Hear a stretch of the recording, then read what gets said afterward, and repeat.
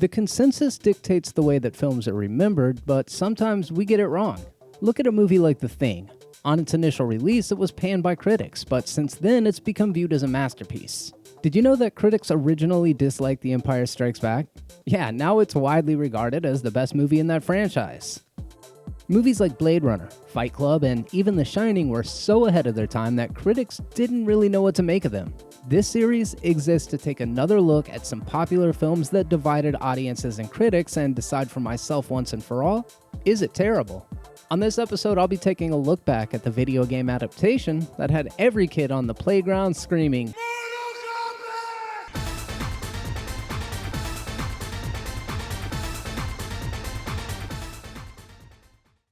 The year was 1992, and I, a little shaggy-haired mall rat, stepped up to the red arcade cabinet.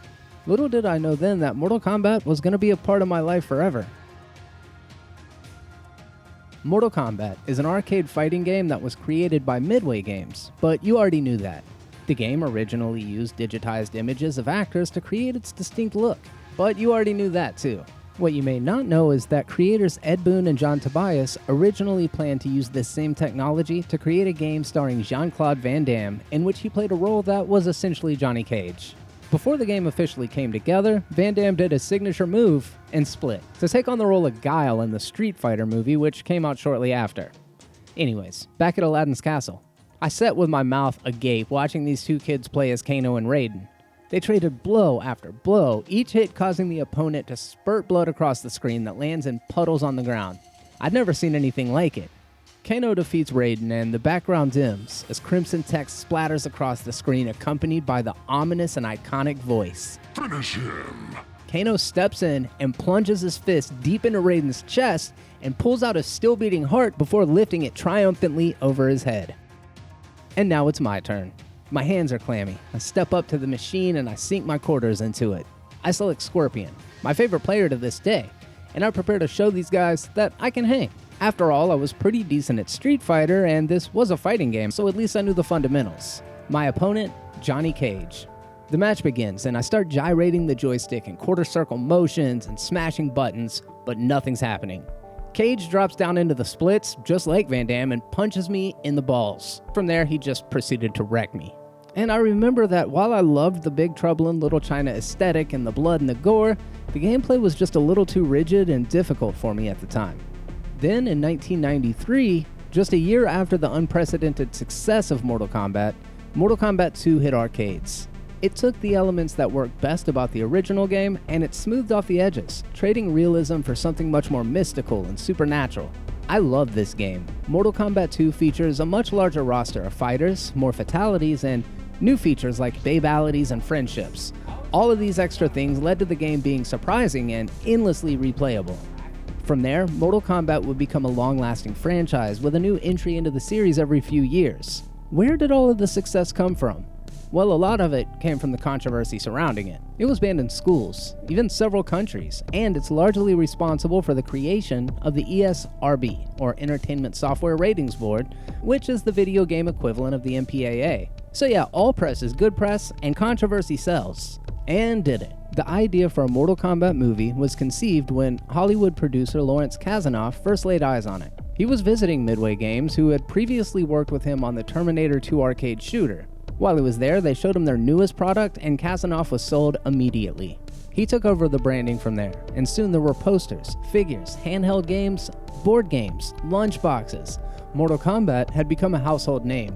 When I found out there was going to be a Mortal Kombat movie, I was obviously very pleased. It's perfect for adaptation because most of the legwork had already been done. The fans just cared about a few things.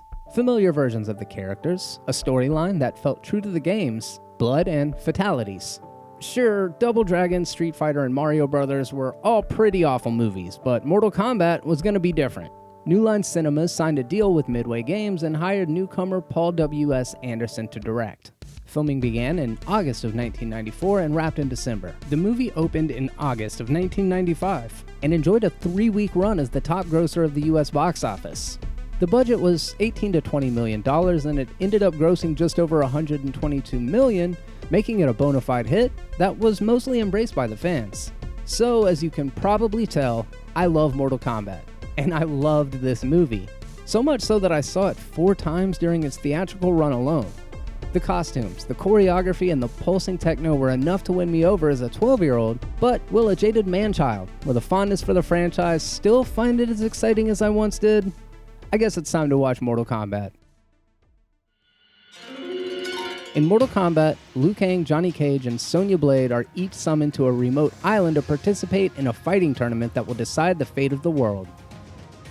At its most basic, the story works, but some of the details feel off. Starting with Raiden. Really, dude? This is what we're going with? Christopher Lambert in a Saruman costume with a rice hat. The fate of billions will depend upon you. Sorry. And I guess since we're on the subject of characters, Robin Shou was a lock as Liu Kang from the beginning. Obviously, I mean, look at the guy. But not only that, he brings this kind of cocky arrogance to the character that shaded him slightly different from the way that I imagined him, but I actually dug it. Hey, pal. When the ship comes in, could you put these on board? You want me to carry your luggage?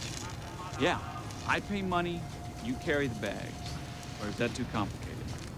I got it. Good.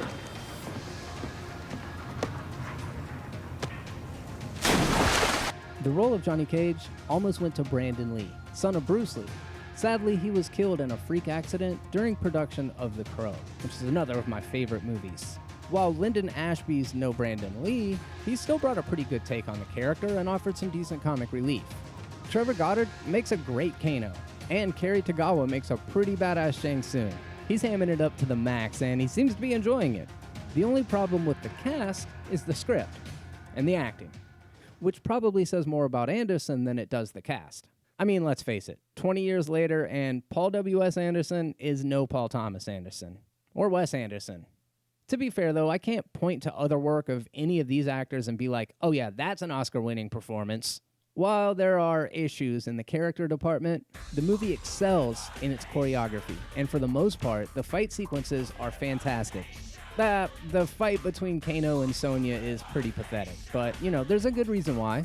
Bridget Wilson was initially hired for the role, but pre-production lasted so long that she eventually went and took the role of Veronica Vaughn in Billy Madison. So hot. Want to touch the hiney. The producers were in a pretty tough spot, and they reached back out to Bridget, who hopped on a plane the day after she finished filming the Adam Sandler movie. Unfortunately, due to time constraints, she was literally learning the martial arts between takes, and it shows. But while that fight's a low point, there are some definite high points too. My favorite fight probably being the iconic Johnny Cage versus Scorpion scene. This is probably the most memorable fight in the movie. The two fighters duke it out in the woods before being teleported to Hell, or more specifically, the Netherrealm. I like that set a lot. Also like the tower, and the wasteland's pretty cool. And there's that awesome ship at the beginning that transports the fighters to the island. I mean, yeah, it does all look and feel a little stagey, but to me, that's part of the appeal of it. The costumes are pretty good, for the most part. Their design looks fairly accurate, even if the ninja outfits aren't like as textured and worn as they should have been. But better lighting could have helped the costumes and the sets look less like props. But props to them for not cloaking everything in darkness like AVP Requiem or something. With a quaint $20 million budget, the visual limitations show, especially in the CGI department. Scorpion's harpoon and Sub-Zero's freeze are terrible looking, but nothing compares to the embarrassment that is Reptile. Why? They should have just grabbed a leftover mask from the TV series V. You remember that? See, that would have made like a perfect Reptile. That said, I can't talk about the VFX without giving a nod to the movie's reigning Mortal Kombat champion, Goro. He's a $1 million practical effect that was made by combining a man in a suit, animatronics, and around a dozen puppeteers. The articulation in his face and eyes is nothing short of just filmmaking wizardry. And I'd go so far as to say this is one of the last great practically designed movie monsters before the age of CGI. In addition to the fight sequences, the other thing that defines this movie is the soundtrack. Obviously, I can't play much here, but the entire soundtrack is dedicated to that 1990s trance and techno music. That's something that movies like Blade and The Matrix would capitalize on. And it's effective. It definitely gets me hyped. Ultimately, Mortal Kombat was able to capture something that few other video game adaptations have: the enthusiasm of fans. On Rotten Tomatoes, it's only got around a 50% according to critics, and it fared a little better with general audiences, but it definitely has dedicated defenders. Sure, it's corny, but it's likable. Like I mentioned, I loved it, and I saw it several times in its theatrical run before buying it on home release and watching it even more. But even back then, for all the things that I felt it did right, it did miss the main point, right? The graphic violence is in the franchise's DNA, but the studio refused to pull the trigger on an R-rated movie, because who would ever pay to see an R-rated adaptation of an R-rated game? So what we got was a kiddie version of Mortal Kombat. Since then, there's been a sequel, Mortal Kombat Annihilation, and yeah, I mean, that one makes the first look like Citizen Kane. I mean, fuck. Look how awful everything is. It's got the production value of a porno. Years later, this unofficial web series popped up on YouTube. It attempted to ground the series similar to the way Nolan grounded Batman. I liked it, and it was pretty good. But I still feel like it missed out on really capturing the essence of the game. But just the other day, I sat down and I watched an animated adaptation called Mortal Kombat Legends: Scorpion's Revenge. And I feel like, honestly, I should have made a video about that movie, because it gets so much right. It feels like Mortal Kombat, and it comes closer to capturing the spirit of the game than any previous iteration. Well, except for these gems. Also, James Wan is, well, I'd say currently, but he's in production, and I'm hoping that his vision aligns a little more with mine. Let's hope that it's still happening. But now, for the question at hand. Is the Mortal Kombat movie terrible? It pains me deeply, but I'm gonna have to go yes on this one. Don't get me wrong, it's got its moments, and it will always hold a special place in my heart, but revisiting it, I realize just how far short it falls of its potential. There is so much iconography in the franchise that the movie just ignores. Scorpion's Revenge embraces those things, and I just can't quit harping on the movie's lack of blood. It makes no sense. Was it the right move financially? Maybe, I don't know. But the reason fans rejected the superior SNES version of the original game over the shitty Genesis port was simply due to a lack of blood.